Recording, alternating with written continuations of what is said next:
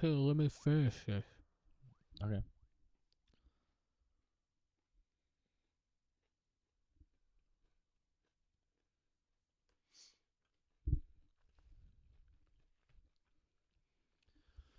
All right, we're ready to go. We're ready to go. Little does the audience know we're recording 2 podcasts at once. I think they do know now. Oh, do they? You just said. Did I just tell them?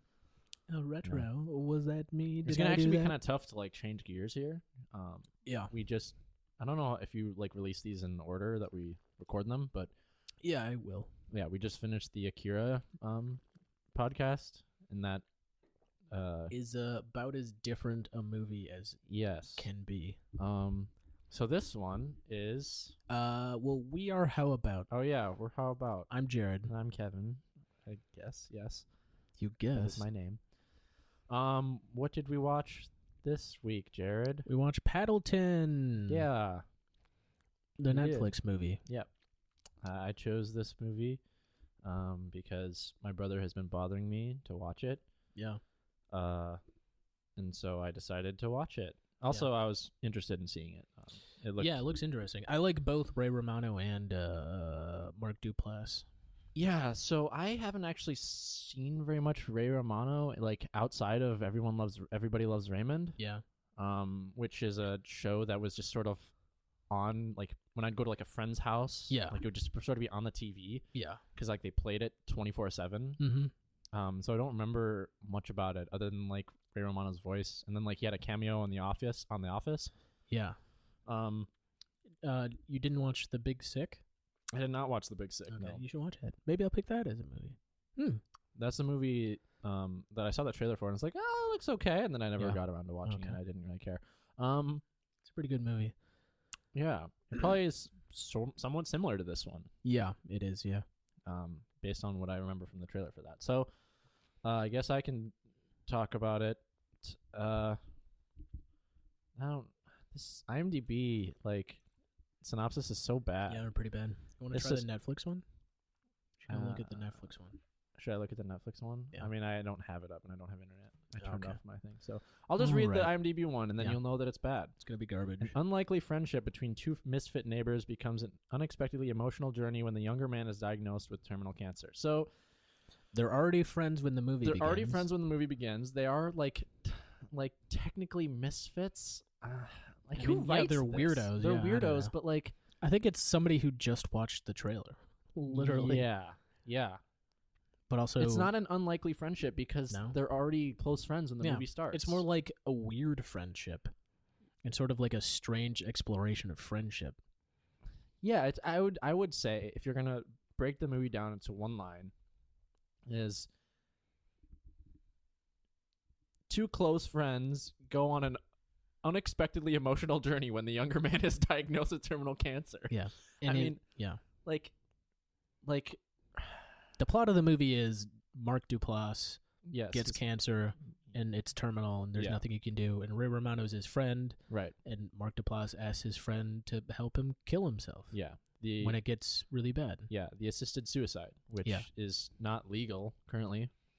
I was unclear of what this movie was saying about that. Was it? I don't think it really cares. Yeah, that's certainly true. I'm like 99.99% sure that assisted suicide is illegal. I think it technically goes against the Hippocratic Oath that doctors take to, do no harm. Yeah. And that's like their doctors disagree about right, what yeah, you're supposed whether to or not that's harm or not, so and whether or not it's ethical. There's like a whole debate, but the movie doesn't touch on that at all. The in-universe thing is that like you can get a prescription and then, not all pharmacies will give you the drugs that you need, but that's not really what the movie is trying to say.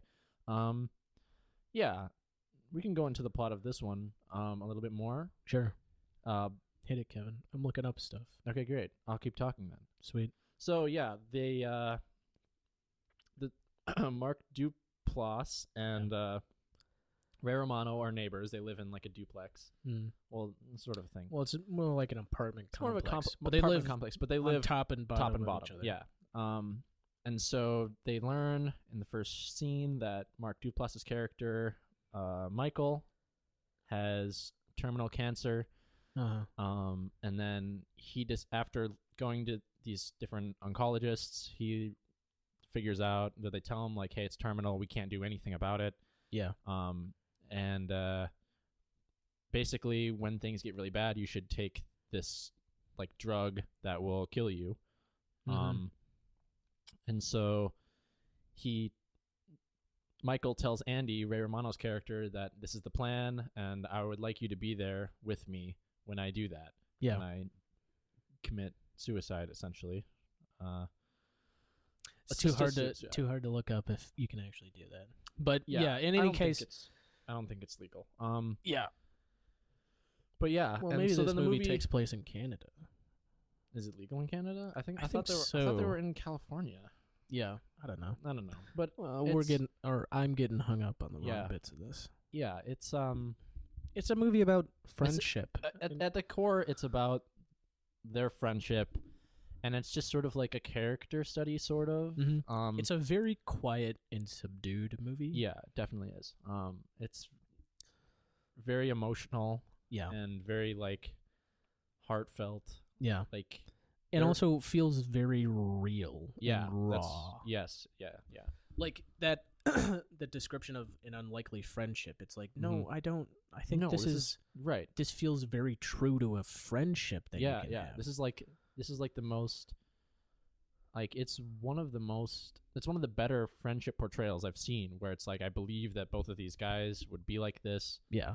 I like all their interactions seem very real, and like there's like a lot of little things that goes on. A lot of like story threads that kind of don't really do much. So for example, Michael has a shirt that Andy gave him. Yeah. It's like a hangman shirt, and it just has, like, a couple letters filled in. Yeah. And he's just trying to guess the final words. Yeah. And so he thinks it's like fatty pork or something, and Ray Romano's just like, no, it's not that. Yeah. Because they also, like, one of their kind of key friendship things is that they play games and do puzzles together. Yeah, they play games, do puzzles, they eat pizza, and they watch the single kung fu movie. Yeah, they watch that one kung fu movie over and over again. Yeah. Which is really great. Like, they clearly, like, shot a bunch of that because it's fake. Yeah, they made a fake kung fu movie that can act as like a narrative crutch, sort of. Yeah, and it's like, it's really nice. They they do it. That stupid little kung fu movie they do so well. Yeah, because like it has like the shitty ADR like voice lines. Like we were complaining a lot.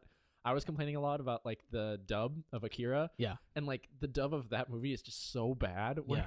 But it's because like, live action dubbing is like, it's impossible. Well, but it's also like it's a throwback to there was like I feel like there was a channel as a kid that would just play kung fu movies. Sure, like I mean, we went and watched that one. Yeah, at the Trilon with Adam. Oh man, I can't remember the name. It's like the Flying Guillotine, but I don't remember. Like, I don't remember which sequel it was. It was one of the sequels, and it was the dubbed version, and it was fucking terrible. Yeah, and I think the movie itself would have been. Because you can't take it fucking seriously. You just can't. And, like, those movies require you to take it a little bit seriously. Yeah. But they're also, like, campy, too. Oh, they're for sure campy, but, like, silly. But they're supposed to be silly, but you're, like, you can't, like... It's even sillier. Like, it's just... Like, it's a hat on a hat. Right, there's too much silly. There's, like, a third level of disconnect. Yeah. You know? Where, like, you're just like, what the fuck is happening? Yeah. But anyways, this movie... For Paddleton, they created this fake... kung fu movie, and it has that, and like it like goes really well with like how their friendship is like playing out on screen.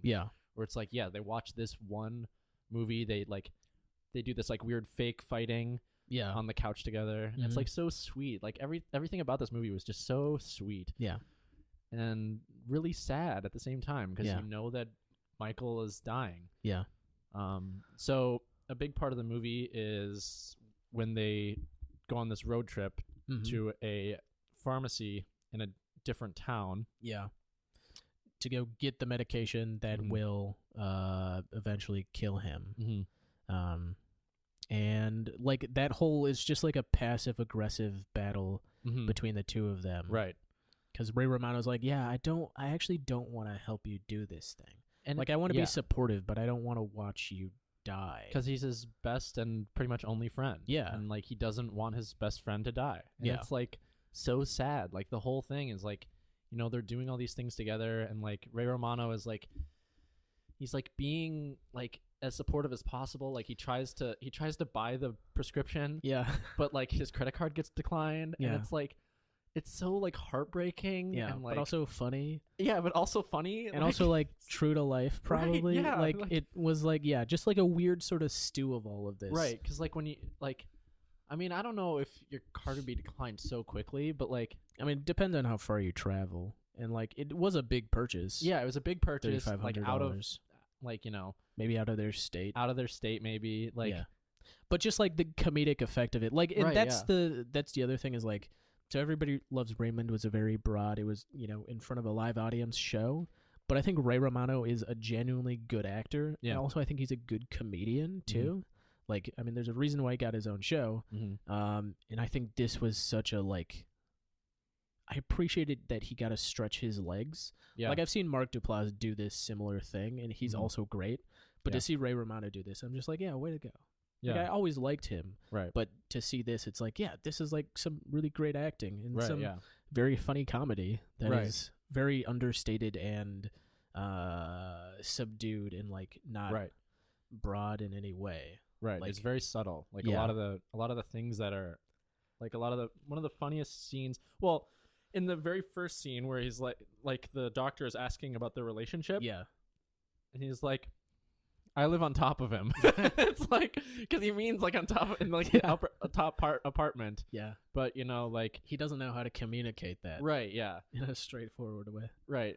Like he says, like, okay, doctor, I'm gonna say a statement, and if I'm wrong, you can correct me, because the doctor doesn't want to say like, hey, it's terminal, like we can't do anything. Yeah. Because she wants to defer it to a specialist. Yeah. And Ray Romano's like, is what Michael has incurable? Yeah. And then Michael's like, that's a question. That's a question. It needs to be a statement. And then he's just like, oh, right, it's a statement. Like, what Michael has is incurable. And the doctor is like quiet. And he's like, okay, now you're not saying anything. Are you confused with how the game works? Yeah. Like, it's like funny, but like sad, and like, you know, like the whole, there's like, I don't know if it's like a filter or whatever, but the whole thing is like very gray. Yeah. Right? It's not a lot of desaturated. There's colors, not like, there's not like bright colors anywhere. No. You know, they dress in very muted colors like the whole time. Yeah. Ray Romano goes to work at one point, and he's like wearing like a white shirt, and he's like just in front of like a bunch of manila, full manila folders, and it's like, oh wow, this is like, you know, very monotone, very like subdued. But that like kind of adds to the comedy a little bit. Yeah, where it's because it's both unremarkable and also like remarkably depressing. Yeah, but also like there's just like their friendship is just so like incredibly beautiful. Yeah, that like it's, you can't like be too down. Yeah, like the whole time, like everything they're doing together. Right, like, even when they're like, Ray Romano is like, when they're in the hotel, he's like worried that the prescription is going to get stolen or destroyed somehow. But it's like also there's an undercurrent. Wait, hang on. Is he worried about that, or is he worried that Michael's going to take the prescription without him noticing? I don't think it's that. It's like he doesn't want him to take it at all. Yeah, and like he's very socially awkward, and so he can't communicate super well. But like the front that he's saying is like, oh, we want to protect this. Yeah, because really, what if robbers get in and steal or what if it gets flooded? Oh yeah, because like he's talking about like when they bring it back home, like I have a safe place for it in my closet. Like because Mark Duplass isn't going to take it right away. He's going to wait until it gets really, really bad for him.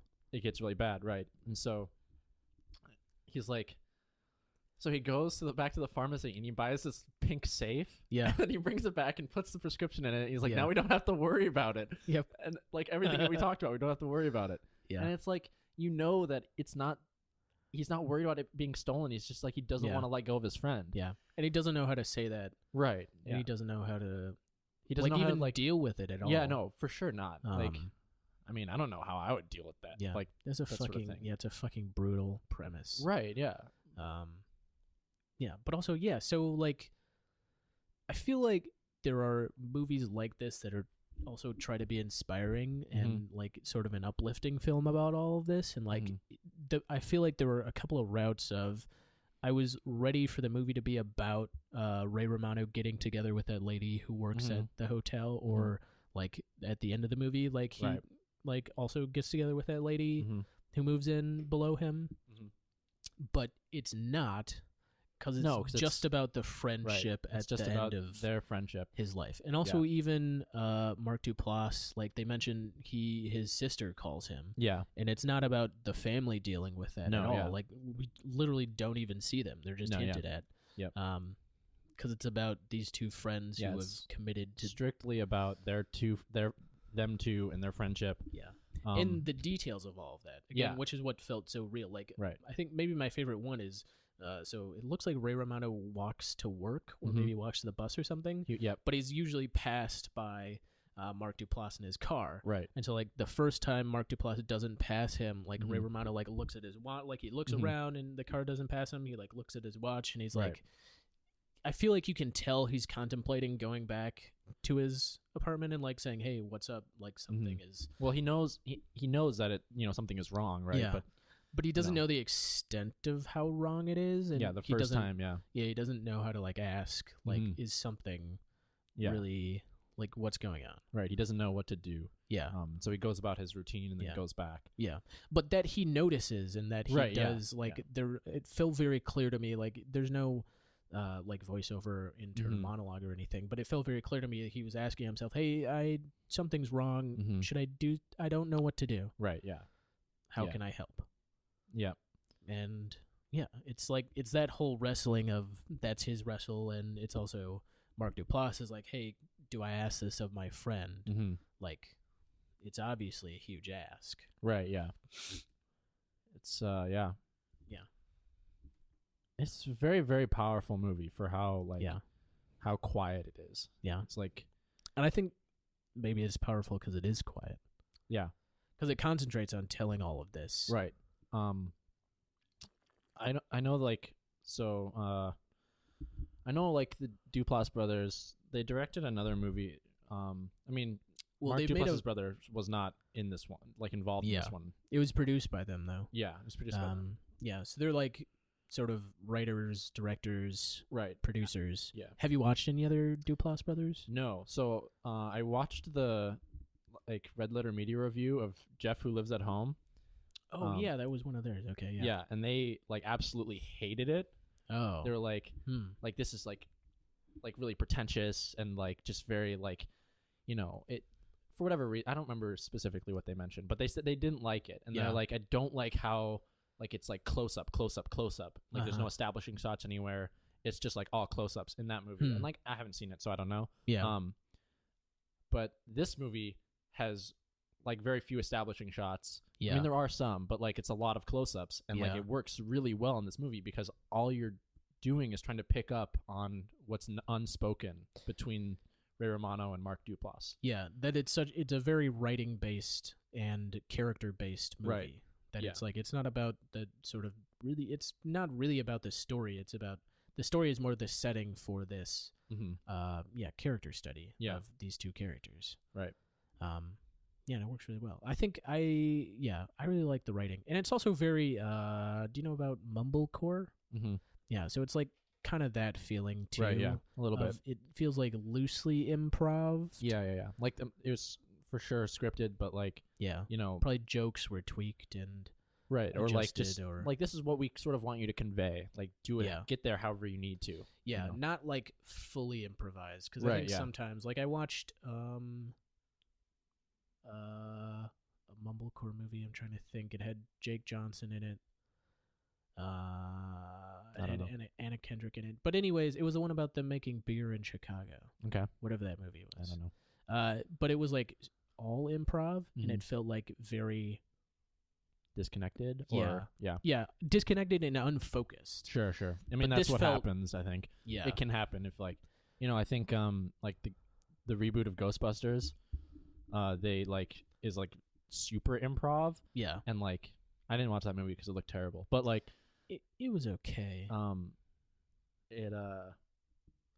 when you have it like, just one of loses the criticism thread. you lose the thread of the thing, and like jokes run on too long because like you're giving this person a time to shine. We're gonna have a one shot on you, and you just like and you just kind of riff, and then it's like, well, what's actually happening in the movie? Like focus on the movie. So but I think the goal sort of the mumblecore and the whole improv based movie is to get naturalistic dialogue. Right.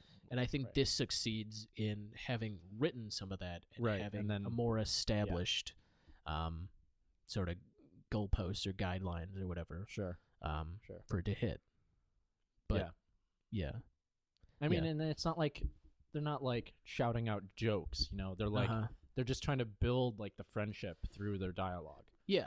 They're like they feel very grounded in the characters of what joke would this character say, not what joke would Ray Romano make. Like they're similar enough in sort of I think sensibilities of that we're going to draw from our own life, but we're also going to not be like, we're not going to try to hit this joke out of the park. We're going to like make a dumb joke or make like, a joke that isn't like a perfect joke. Right. Although there are some pretty perfect jokes. The only thing I wrote in my notes was the ostrich joke. Oh, yeah. That Ray Romano says that the ostrich is the fastest land animal. Yeah. And then Mark Duplass is like, no, a cheetah can run 60. And then after all that, Ray Romano says, per leg, they're the fastest per leg because they only have two. Because they have it's two really legs. Funny, but like yeah. It's obviously one of those things that he thought he had this fact, he doesn't, and then he's just trying to recover. Right. And it's just really funny. Yeah, I like that so much. That was really funny. Like this movie is just so like, and that conversation is so sweet and like awesome. Like, it's hard for me to describe like the amount of like emotions I had like throughout the whole film, because like it just keeps like their friendship just keeps developing for the audience. Like that it's fully developed in the world of the movie, but like, and we're just seeing the proof sort of we're just seeing it compound on itself. And it's just so like so sweet. I don't know, like I can't describe like how awesome it is. It's a real friendship movie, right? And it's so I guess we should mention the title Paddleton is like based on like this game that they invented, quote unquote. Where like you're basically playing racquetball with tennis rackets, and then you're trying to hit the ball off of this huge it's a defunct drive-in theater. So it's a really tall wall. And you're trying to hit the ball off the wall into an oil drum. Which is like maybe 20 feet behind the wall. Something like that. And so they play that all the time, and like that's when they first mentioned the halftime speech. And like so Ray Romano is like, I would be a great coach because like I would have like a great halftime speech. And Mark Duplass is like, oh yeah, what is it? And he's like he like kind of dodges. He's like, well, I'm still working on it, And like he says the opening line where it's like, hey guys, gather around, take a knee. Like I think that's something like that. And so then we hear him later like give the full speech in front of like the mirror in the bathroom. And he comes out and he's like, okay, I'm ready to give the halftime speech. But then he doesn't because of, stuff there's there's another dude there from the pharmacy. But the whole running joke of that is and then, like very silly and but then the payoff is so awesome. I loved the payoff. And I guess like we probably shouldn't just spoil every joke. We already spoiled the ostrich one, but like it's such a great joke. It's a really good joke, and it has like great payoff. Like the shirt has awesome payoff. Like it's just really good. And it's also a very like condensed and tight movie in that way that like all of these like there are short form jokes and longer form jokes, and all of those add up to something, and all of those have a resolution. And it's not like, again, that's another improv thing, is like sometimes you forget, yesterday you made a joke about something and then you totally forgot about that thing. But being written, it everything ties up and everything is, because like it is sort of a comedy. It's like a very dark comedy. But not even like a dark comedy in that, like, I feel like dark comedies lean into darkness or their... Yes. All the jokes are lighthearted. Yeah. But the undertone of the movie is very serious and like subdued. Yeah. And also that like it's emotional, but it's not hammering you over the head with the emotion. Like it's a very lived in instead of fabricated. Sure. Emotionality. Mm-hmm. Like it's like not, I don't know how to describe it, but you know how like okay. Have you watched any like CW shows? Yeah. So like, sometimes CW shows like get very emotional and get very like hammy. There are people crying and stuff. Mm-hmm. Yeah. Which is like kind of campy, but also more just like soap opera-y. Yeah. But like not in the derogatory. Like I don't think that there's that much wrong with soap operas. It's just like a style of stuff. Yeah. But they're guilty of really hamming up their emotions and getting people to like have big, like when something's emotional, somebody's gonna cry so much, like their eyes are gonna be all red. They're trying to elicit a response from the audience, as opposed to earning an genuine connection, from people, which is what this movie does. Right, like it's not like nobody really cries until the very end. Yeah, but it's all very like emotional and heavy and deep. Yeah, that the premise has all of that, as opposed to the writing. Right. Like the writer just stepped aside and said, the guys are going to come across in this performance because you can imagine. They created like the characters well enough that, the audience has enough buy-in to like feel these heavy emotions without like relying on like, I guess, like hitting you over the head with some like a fantastical trick, writing. Yeah. Yeah. Which is why like, I think it makes it such a good film as opposed to a book. Like we were talking about There Will Be Blood, that it gave you a lot of book vibes, and that books are, obviously about the writing because that's all there is. Yeah. But I feel like that was a good example of a film sort of adaptation of a book, and I feel like this is a good example of why you make a film instead of making a book. Right. Because you want to see these two actors. Right. I mean, you could like write a book of these characters doing this thing, and it would be something else. It would come across differently. Yeah. And like you would need to have more like dialogue or more like internal monologue. And I think you would have to have more of a story too. Like there's not really a story. It's we already just described a premise. The whole. Yeah. We already described the whole story. It's like the dude gets cancer and then he asks his friend to help him. Like commit suicide and it's not about like I learned from this experience it's just like this is this experience. It's a fucking bummer. Yeah. And like there's a lot of shots like it's like sort of montage-esque of them like doing like eating the pizza and watching the movie and like sitting on the couch together. Mark Duplass's character gets progressively weaker and sicker. And then but that all establishes the like that friendship again. That it's that is literally what they do all day, and they're not. It's not trying to like kind of truss that up. Like at the end, Ray Romano says something interesting, like, "Oh, I should have taken off of work so we could have spent more time together." Yeah. And Mark Duplass is like, I don't. That's not. No, because he's like, we should have traveled more places. Yeah. He says I should have taken off work so we could go more places. Yeah. But I think the movie is trying to say that like when this happens, you actually don't get to do that. Yeah, you don't. Like I don't. Like, life doesn't go on hold for things like this, and like that. There's a movie. I mean, there's also literally another movie. What was that movie? The John Green book about the girl who's sick. Fault in Our Stars? Yes. Where they literally go on a trip because that's like her Make-A-Wish deal. Yeah, they go to like the Anne Frank house or something like that. Yeah, I think that's in Amsterdam, right? I don't know. Yeah. But so like go on a trip because this is going to be an inspiring movie. Yeah. Like I think that's also an okay movie, but I see like it's a different. It's trying to make a different point about all of it. So I didn't like that movie because it is very like the movie itself is trying to drag you around. Right? Yeah. The movie is like, feel this now, asshole. Start crying, dickhead. Yeah. And so I don't like when movies do that. I like it when it's more like when it feels earned. Like if I'm feeling like I'm going to start crying because of a movie, I want it to feel earned. Yeah. And like that was just like, it didn't feel earned necessarily. It felt like hammering you over the head with. Right. The movie is like, it's sad. Cry. Be sad. Yeah. Be more Whereas sad. Like this, like, they're similar, I guess, but like it is very different in like how they go about it. And so like, you know, in the end, it is very like, it's more like really heavy. This is a sad situation, and these are how these guys are going to deal with it. Yeah. And it's about how they deal with it, right? And how like miserable and upsetting it is. Like it's the also movie's not trying to make you feel bad. Yeah, I don't think. It's not. I think this is a phrase, grief porn. Sure.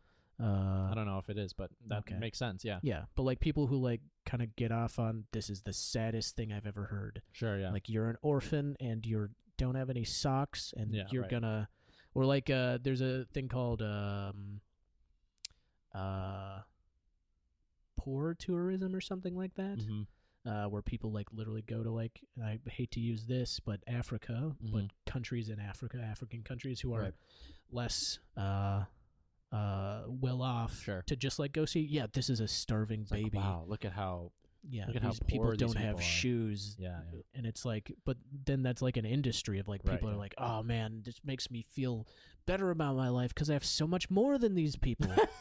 Yeah, and it's like, the fuck are you doing? Right. Like we're not. That's an unhealthy thing to do for sure.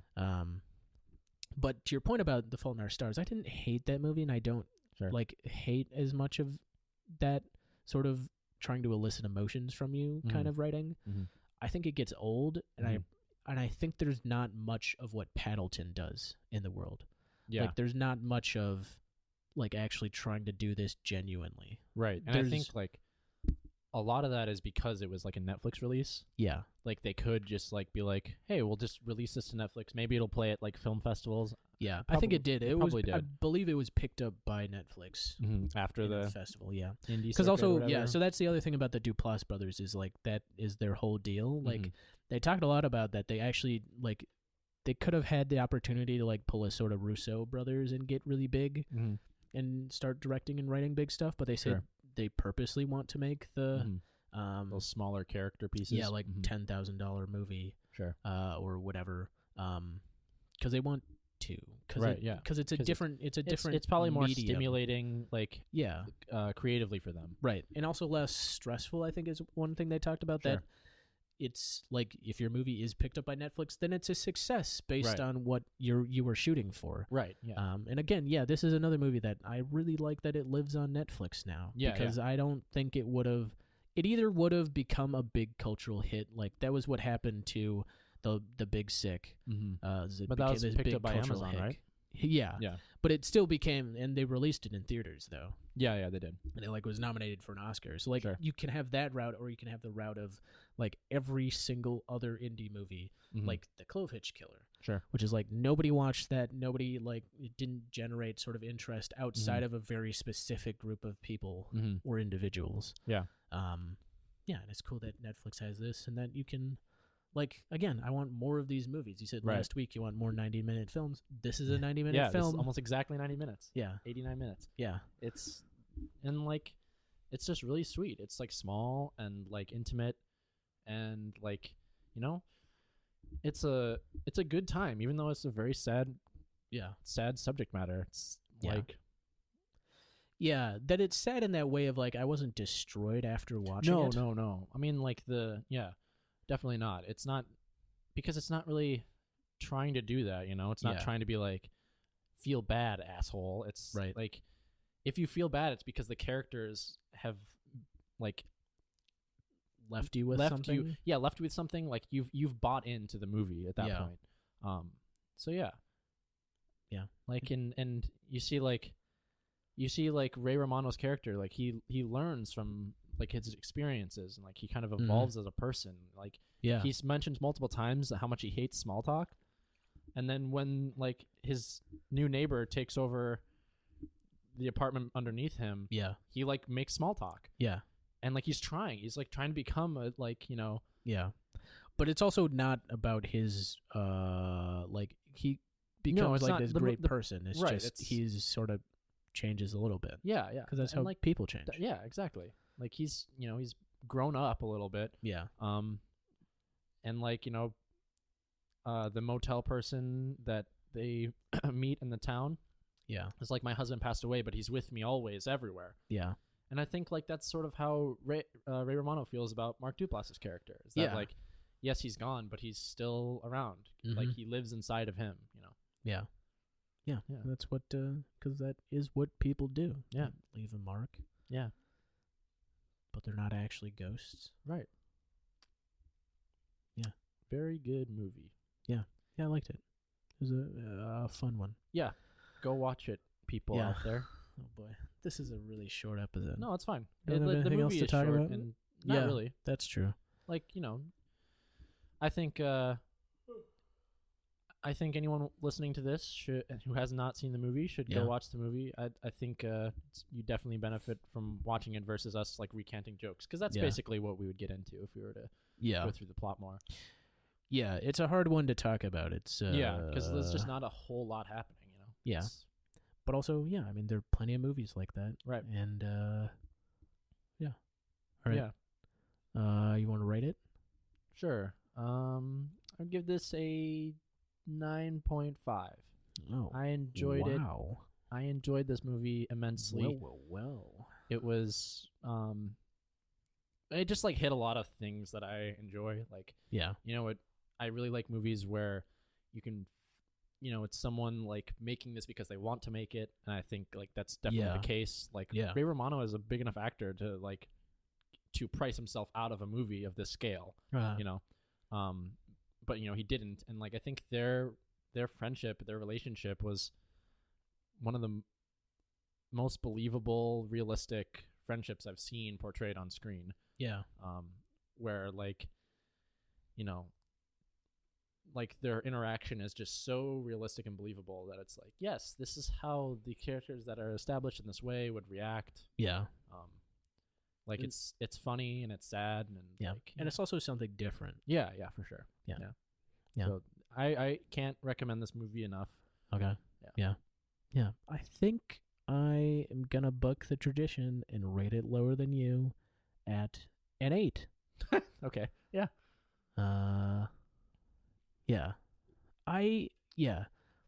So when I watched it yesterday, and I made the mistake of watching our 2 previous movies back to back, that really wore me out. Yeah. No, I deliberately didn't do that. I watched this one. I thought about that, and I got too lazy. I separated it by a day just so that like, you know, you need a palate cleanser sort of thing. Yeah. But so at the time I was thinking like 7.5 because I was like, this is a solid movie, but it's like not, I don't know, as engaging as I found Akira. But also, talking about it now, I feel like I have a lot more appreciation for it. Like that it is like, it's so quiet and kind of unassuming that I like. After Akira, I can imagine it being like very difficult to get into. Because there are very you know, Akira is like much more adrenaline and like a lot of stuff, and this is like very quiet. Yeah, in contrast. So. Yeah, not like fully boring, but just like it's very like unassuming. You know? Things happen very slowly. Yeah. Like we kind of are just led through this story. Yeah. And I think it's the case of like I just wasn't in the exact headspace. For sure, yeah. But yeah. I mean, and that's why I put off watching this movie for so long. Like my brother would like this movie came out I think it came February out this past year. Yeah, February of 2019, and like he watched it in probably like March. Yeah. And then he was like, "Hey, watch this movie." And I put it off until June. Yeah. And then, you know, because when I was like, what movie should I watch? Like, Paddleton seems sad. Yeah. And, like, it is sad. Yeah. And so on Friday, I was, like, in a very neutral mood. So I was like, I can watch this now. Yeah. And it'll have free reign of my, like, emotional state. Yeah. Where, like, if you're too hyped up from something, like, that disconnect will be there and you won't maybe connect as you need to. Yeah. Yeah. So that's why it's an 8 from me. Sure. Yeah. That's fine. Good. Right. Sweet. Yeah. Wait. Jared, why don't you hang on. Why don't you do our ending while I look up the name of our next film? You can follow us on Instagram and Facebook and Twitter at How About Pod perhaps. Jared is giving me a pointed finger. So that's it. How About Pod. Follow us on all the social medias. You can, if you're listening to this, you should rate it. I think you're supposed to rate as high as possible so that we don't get shut off the air. Well, so okay. so iTunes doesn't kick shut us off. Okay. iPodcast doesn't feel like, okay, you got a negative rating. Fuck off. But yes, so that people can find it. Like Jackson tried to find it and he couldn't. I think I told him it was How About Pod on like the podcast app, but it's not. No. It's just How About. Yeah, it's How About. Yeah, so rate us, leave us a comment, tell us if you think we're stupid. That would help, I think. Yeah, but rate us 5 stars. Yeah, rate us 5 stars and then tell us we're stupid. And also email us. Email us howaboutpod@gmail.com. Yeah, there we go. Yeah. Yeah, so all of our socials are How About Pod. Yeah. But the name of this podcast is How About. Yes. ... question mark. Okay, Jared, what are we watching? So next month is a Academy pick of ours, and it's a Bollywood movie. Oh, yikes. By the name of Ek Ladki Ko Deka To Asia Laga. Hey, Jared from the future here. So we're actually not talking about the movie I just mentioned next week, actually. We're talking about Mission Impossible Fallout. Our schedule has moved around a little bit, and so Mission Impossible Fallout is our next episode, but I did decide to leave in the banter, so there's going to be that. So Mission Impossible, then this Bollywood movie, and then we're back on schedule. Right. Back to you, Jared and Kevin. Okay. I think. I'm sure that I pronounced that wrong. I don't like Bollywood. This is a major yikes. Yeah. Yeah. So, yeah, stay tuned for that. That's going to be interesting. I don't think I have watched a single Bollywood movie. I think I've seen like 2 or 3, and the most recent one I watched, I don't know. I don't like musicals. I don't like, I don't know. Yeah. Yes. Talk about camp. This is camp. Yes. Bollywood is very campy. Yeah. It's the whole thing. Yeah. We'll talk about it later. Yeah, I guess. we'll see. Yeah, stay tuned. Go watch Paddleton. Yeah. Go watch Akira. It's wait, great. this is the wrong. Wait, yeah. We recorded these separately. I'm sure you've already watched Akira, all of our non-existent listeners. Yes.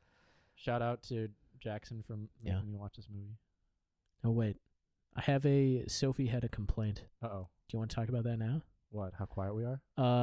Well, yeah, so that was one complaint. But she also had, I was talking about, it was also, so 2 of them. First, in There Will Be Blood, the reason why HW knows is because in the diary it says that the brother is dying of tuberculosis. Oh, okay. So that's how he finds out why he tries to burn him. Sure. And also, we forgot to mention, but I knew that in Always Be My Maybe, the reason why Randall Park and Ali Wong know each other is Ali Wong was a writer on Fresh Off the Boat. Oh, okay. The TV show. Sure. Okay. Cool. And she also guest starred in at least one episode. Sure. I think maybe a couple of episodes, which I knew, but I just didn't mention. Did we talk about that on those episodes? I know we talked about HW, like how did he know? Yeah. I mean, I remember that. Okay, I remember that scene now. That makes more sense. I mean, his reaction. Yeah. Okay. Because you can't read it because it was one of those pretty quick. It's all like scripty and stuff and like cursive-ish. Yeah. He could have just showed his dad. Yeah. Instead of trying to burn down their house. Maybe. Well, he was angst. It was a preteen angst. Deaf kid angst. Yeah. Yikes. It's sort of like Kathy in East of Eden. She fucking burns down her house. I think she kills her parents. If you say so. Yeah. Still haven't read that book. It's good. I was randomly on Reddit and I saw somebody mention East of Eden. Was it me? No. It was somebody in our book saying, I just read East of Eden and it's great. And I'm like, hey, Kevin would like this. Yes. I enjoyed that. I enjoyed that book. Anyways. Okay, yes. Thank you for listening. Yeah. We'll see you next time. Yep. Bye. Ta-ta for now.